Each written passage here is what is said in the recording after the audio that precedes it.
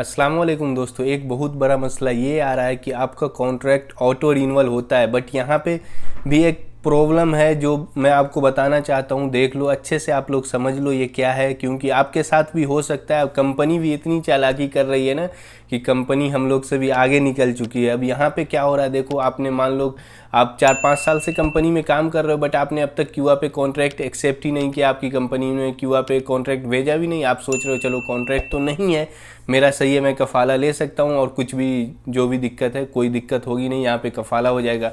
But company आपको बोलती है चलो एक कॉन्ट्रैक्ट में भेज रही हूँ और आप एक्सेप्ट कर लो, और वहाँ पे कंपनी मान लो आपने 2019 से काम कर रहे हो तो कंपनी बोलती है मैं आपको पुराना कॉन्ट्रैक्ट भेज रही हूँ 2021 से लेके 2023 तक का, ऐसा कुछ, या फिर 2019 से 21 तक का, ऐसा कुछ कंपनी बोल रही है आपको कि मैं ऐसा कॉन्ट्रैक्ट भेज रही हूँ, आप एक्सेप्ट कर लो। और आप भी सोचते हो चलो भाई ये तो पुराना कॉन्ट्रैक्ट है, इसको मैं एक्सेप्ट कर लूँगा तो कोई दिक्कत नहीं होगी, और ऐसे ही में आप लोग एक्सेप्ट कर भी लेते हो। और दिक्कत अभी यहीं पे आती है, जैसे ही यहाँ पे आप अगर पुराना कोई भी कॉन्ट्रैक्ट, मान लो प्रीवियस पहले का कोई साल का कॉन्ट्रैक्ट एक्सेप्ट करते हो, 2 साल का है, 1 साल का है, जो भी है, तो आपको पता है क्यूआ पे कॉन्ट्रैक्ट ऑटो रिन्यूअल होता है। अगर आपने 2019 से लेकर 2021 तक का कॉन्ट्रैक्ट जो है एक्सेप्ट कर लिया, आप कोई भी मंथ से होगा वो हो सकता है, जैसे ही आपने एक्सेप्ट किया तो अब जब एक्सेप्ट करोगे ना तो वो कॉन्ट्रैक्ट आपको 2019 से 21 तक आपने एक्सेप्ट किया था, बट आपको कॉन्ट्रैक्ट वहाँ पे दिखाएगा 2023 से 2025 तक।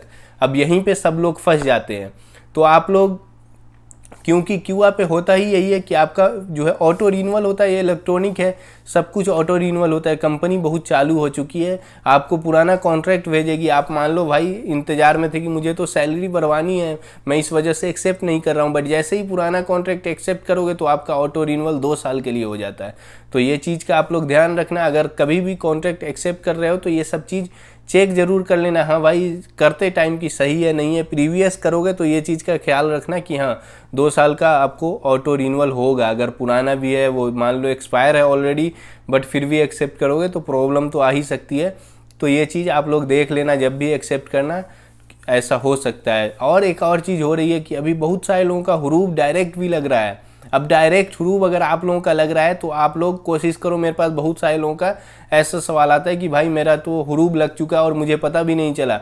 बट क्यों ये मसला तो हो ही रहा है कि कंपनी बहुत सारे लोगों का जो है बिना मतलब के हुरूब लगाती है, और सऊदी अरब में इसका अभी तक कोई हल नहीं है।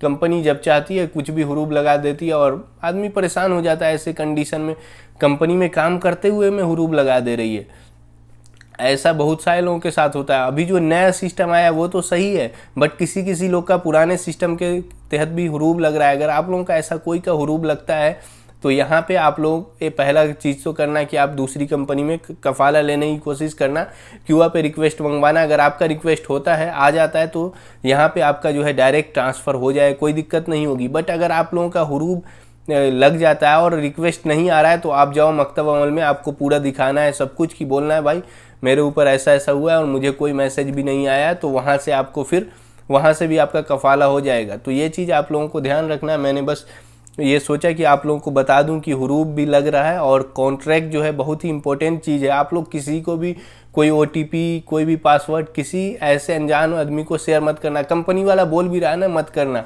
क्योंकि कंपनी बोलेगा तो बोल के वही आपका कॉन्ट्रैक्ट ही एक्सेप्ट करेगा। बहुत सारे लोगों के साथ ऐसा कर चुकी है कंपनी। और आप लोग जब भी करना कॉन्ट्रैक्ट तो उसमें चेक ज़रूर कर लेना, सैलरी कितने दिन का कॉन्ट्रैक्ट है, कितने साल का कॉन्ट्रैक्ट है, बेसिक सैलरी ज़रूर चेक करना है, क्योंकि कंपनी बहुत सारी ऐसी करती है बेसिक सैलरी में से काट के अदर्स में डाल देती है। अदर्स में डाली तो अभी तो आपको कोई दिक्कत नहीं है, पूरी सैलरी मिलेगी जितना लिखा हुआ है, बट जब आप छुट्टी फाइनल एग्जिट जाओगे बोनस के टाइम पे दिक्कत हो जाएगी, क्योंकि बोनस के टाइम पे बेसिक सैलरी ही कैलकुलेट होती है। तो ये चीज़ आप लोग देख लेना।